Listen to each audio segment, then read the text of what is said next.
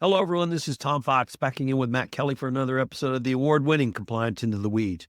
We're going to take a little bit different direction today and see if we can bring you some actually good political news. So with Matt, take it away. Tom, thank you. And I don't even want to say it's good political news. It's just a good uplifting story for compliance officers. And I saw that this was fascinating.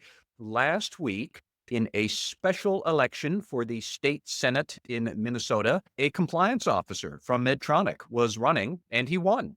And he was elected a Democratic state senator for a district in, I believe it is Northwest, maybe Northeast, I stand corrected, Northeast Minneapolis, by the name of Doron Clark. And Mr. Clark has been Director of Ethics, Training, and Communications at Medtronic for the better part of 10 years.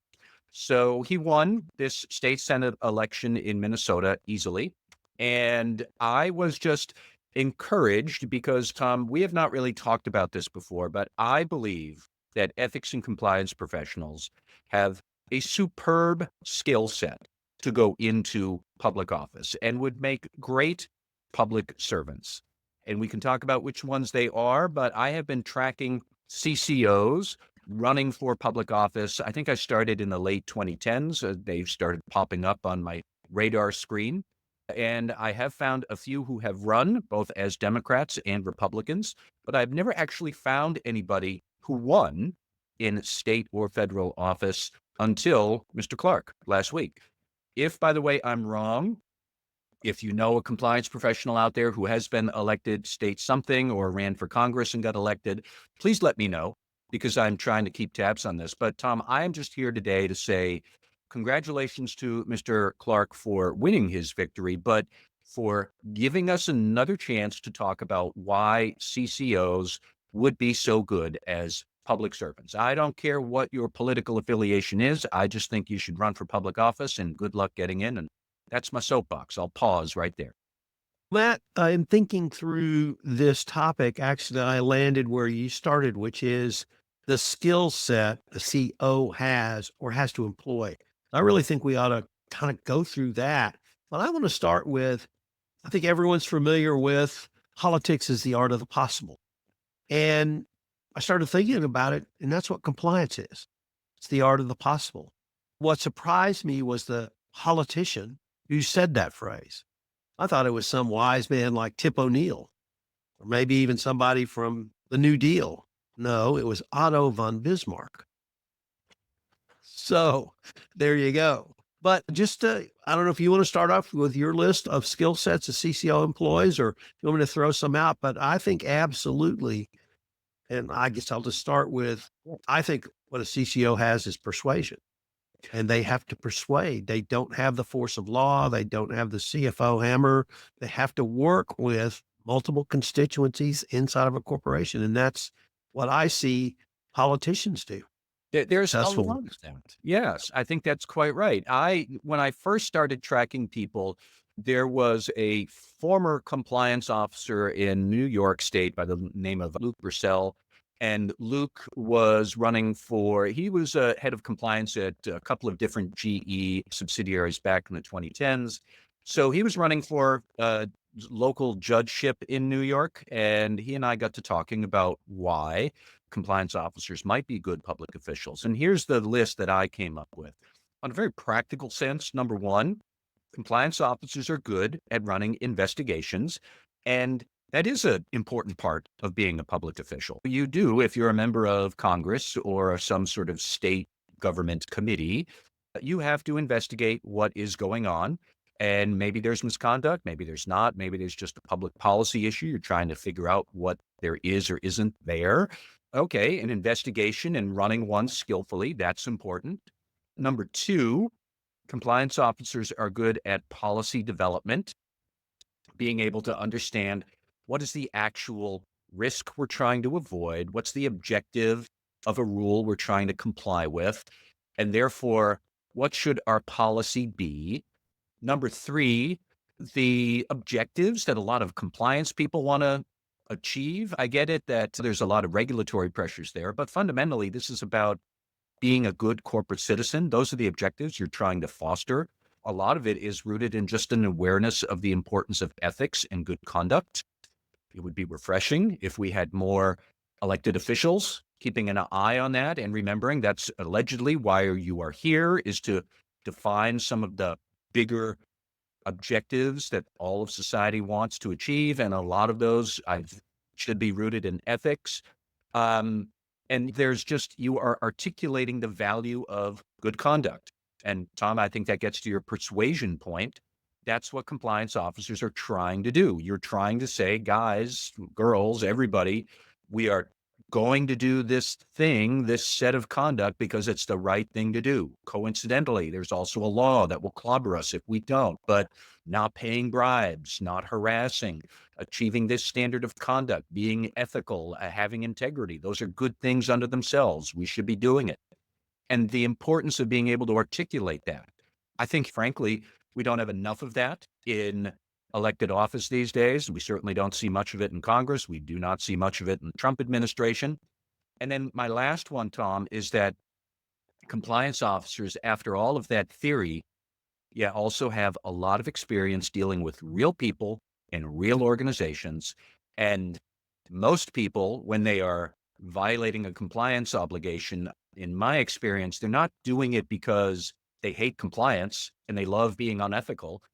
They're violating a policy because the policy isn't quite, they can't. The policy isn't reflective of real life, or they see it as an impediment to their real job. The process isn't optimized the right way. So compliance officers deal with real people saying, look, I want to do this for you, compliance officer, but it's really hard. This is how the real world is. You have to take that feedback and go and revisit your policy or revisit your process and try and optimize it all to make it easier for everybody else to achieve those things that we want to do. Again, it would be lovely if politicians did that. Instead, they're locked in their own ideological fever dreams and just spouting things out that the rest of us are supposed to jump to. And it doesn't matter if what they spout is rooted in the real world or not. There's a lot that's wrong with the U.S. political system. I suspect a lot of people overseas would say, yeah, we got that wrong with our system too. But the skills that you would need to improve all of that, compliance officers do that in private organizations all the time. As most of our listeners know, I live in a small town, and one of the things I've been intrigued by is watching the private-public partnership of the town of Kerrville in its city governance.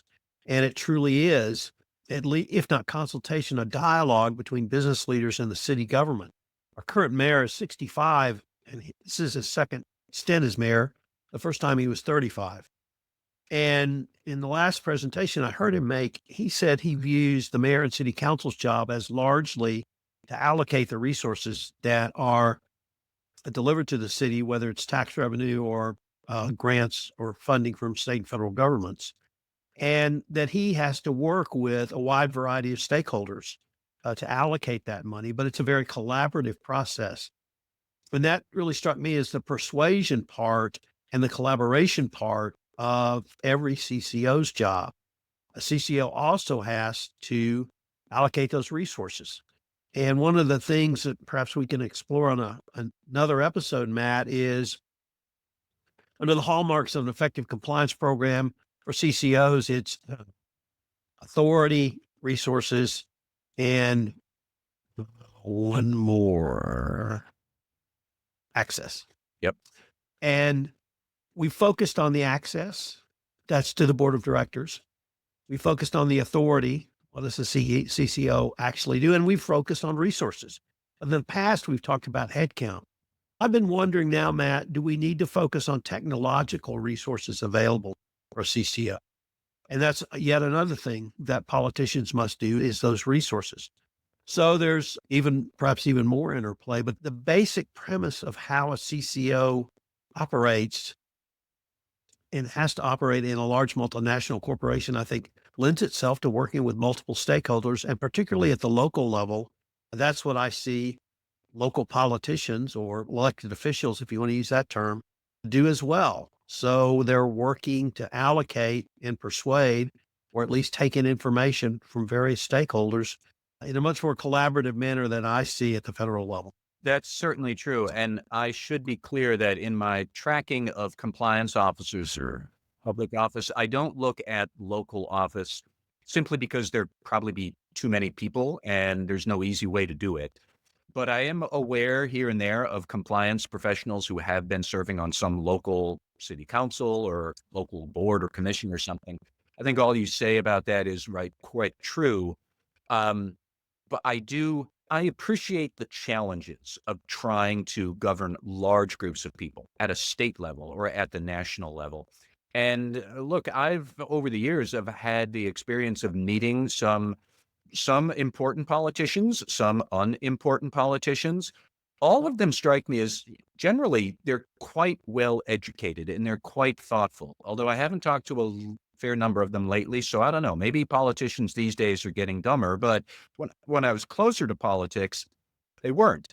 And they did have their hearts in the right place, but it is a struggle to bring your perspective and then work with a bunch of other people from diverse political backgrounds and yet, think about it. You're trying to define a few common goals, common objectives, rooted in what? A common culture, common set of ethics and values and priorities. And then you're trying to divine out from that specific laws and rules that everybody has to follow.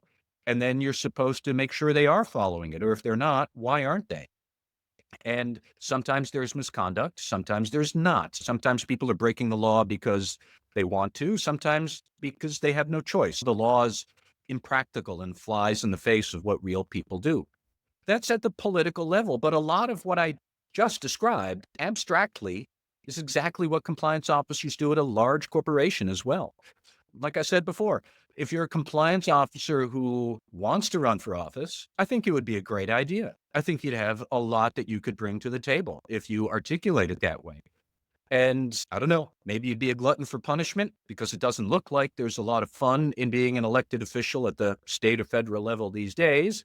Nonetheless, when you consider who else is running for Congress these days and the sort of strident self-righteousness that we hear from liberals and conservatives alike, that strikes me as problematic. And the humility and the admission that I don't know what's exactly right. I'm here to hear from everybody else and find out what's really right. That's the thing that's missing. And yet, that is what compliance officers do. You talk to a whole lot of people. You get a sense of what is or isn't working at my organization and how could I fix this process to make this policy goal more practical and more achievable.